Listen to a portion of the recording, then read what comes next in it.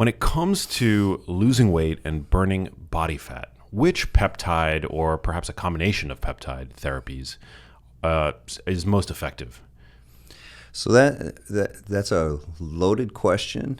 It's a great question because there's so many approaches to how I look at a particular person and what I'm trying to achieve for them, as far as, am I going more for, when we're talking about fat, am I going more for visceral fat loss? Am I going more for subcutaneous fat loss? And how does that work into what their overall goal is? Is it more of a training goal? Is it more of just real fat loss? Because in my world, you find out that, so number one, let me just back off and say, there's nothing better than exercise. There's nothing better than diet, right? Those are the staples of really long-term focus of maintaining metabolism where you need it to be effective long-term with control of your weight. Yeah. That being said, the approach is really focused again on the type of patient or the people I'm working with and where their goals are. Is it 5 pounds, 10 pounds? Is it 20? Is it 60? Is it 80? So it really can vary as to how you go about not manipulating, but signaling the cell to be more effective in changing its flexibility. So this is where it gets to be fun, because you're really using science to work with this cell that's been around for millions of years, that knows exactly what to do. You just have to give it the right signaling to adapt to the environment that patient is in, or to help that patient adapt better to their environment. So that all comes down to, you got to put all these things together.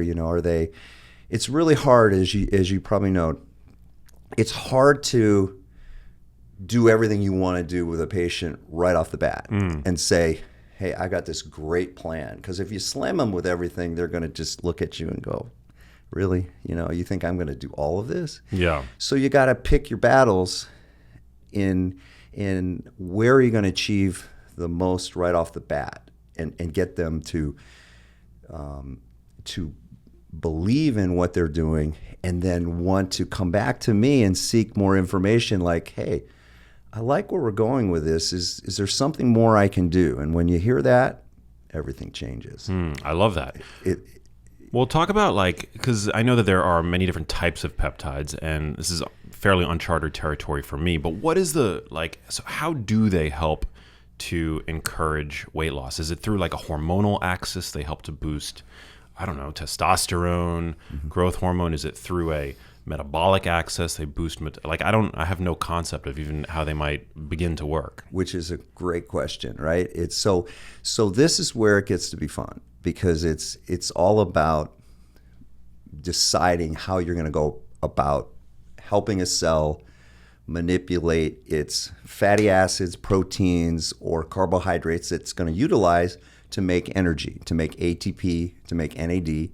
And those are kind of the keys to the beginning of how the cell is going to signal what it's going to do in the future with the substrates you eat. And either it's going to be focused more on protein synthesis, it's going to be focused more on beta oxidation of fat, or it's going to be focused more on glycolysis of just using carbohydrates. And so peptides, for instance, let's say I want to talk about the current craze of GLP-1 receptor agonists, which are the Ozempics, the Wegovy's, all these things that are out there that, by the way, have been around for over 10, 15 years, and we've been in this space for a long time, and all of a sudden now it's a big deal, which is kind of interesting to see how it's taken this long to get to this state where people realize that there are incredible tools out there to assist in yeah, I get it, weight loss, but it's really what it's done for cell efficiency. It's what it's done to improve the health of people. And so let me go back and say, so these GLP-1s, for instance, they're an excellent way to help the cell kind of reestablish its role in something called autophagy, in focusing on how a cell has to clean up its debris during the day and take that debris, clean it up, and then reutilize it.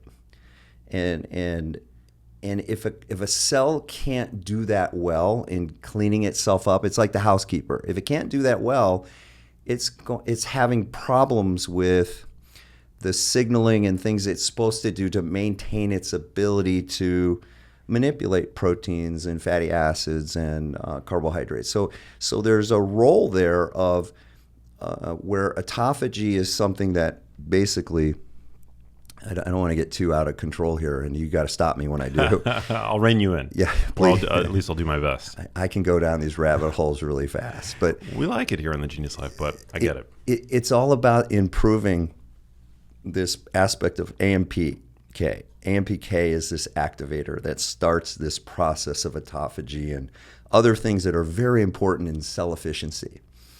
There's AMPK and there's mTOR. AMPK is all about, it's a catabolic state. It's a lot of activity of the cell activating, using resources to clean, and then there's mTOR, which is anabolic, and it's all about building.